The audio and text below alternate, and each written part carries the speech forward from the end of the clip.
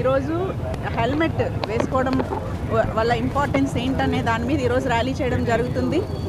Helmet అనేది అందరూ తప్పనిసరిగా వేసుకోవాలి.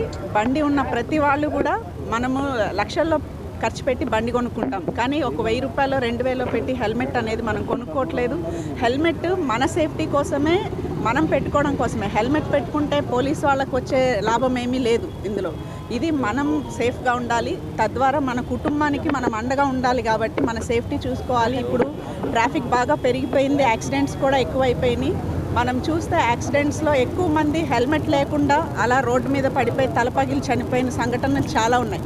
హెల్మెట్ ఉంటే మనకి అది మన ప్రాణాన్ని కాపాడుకోవడానికి ఒక ఆయుధం లాగా ఉంటుంది. కాబట్టి హెల్మెట్ కొనుక్కొని బండికి తగిలించుకోవడం కాకుండా తలకి పెట్టుకొని అందరూ కూడా ఈ సేఫ్టీ రూల్స్, ట్రాఫిక్ రూల్స్ ఏవైతే ఉన్నాయో అవన్నీ పాటిస్తూ క్షేమంగా ప్రయాణం చేయాలని కోరుకుంటున్నాం. అలా మనకి సంక్రాంతి వస్తుంది. ఈ సంక్రాంతి సందర్భంగా అందరూ గాలిపటాలు ఎగరేస్తారు. గాలిపటాలు ఎగరేయడం సంతోషమే, కానీ దానికి ఈ చైనా మాంజా థ్రెడ్ ఏదైతే ఉందో అది వాడకూడదు, అది నిషేధించబడింది. ఇప్పుడు అది వాడినా అమ్మినా కనీసం 5 సంవత్సరాల వరకు జైలు శిక్ష పడుతుంది. అట్లాగే ₹1,00,000 వరకు ఫైన్ వేయడం జరుగుతుంది. ఈ విషయాన్ని కూడా అందరూ గుర్తించి కొనుక్కునే వాళ్ళు కూడా చైనా మాంజా థ్రెడ్ ఎవరైనా అమ్మితే ఆ ఇన్ఫర్మేషన్ పోలీసుకి ఇవ్వాలి. అలాగే అది కొనకుండా కాటన్ థ్రెడ్ తోటి, అంటే అది కూడా మనం సేఫ్గానే ఆడుకోవాలి.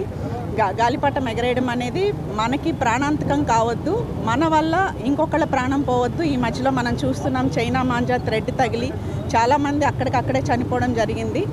కాబట్టి ఈ విషయాన్ని కూడా అందరూ గుర్తించి ఇది ఇప్పుడు శిక్షార్హమైన నేరం, చైనా మాంజా అమ్మడం కానీ వాడడం కానీ.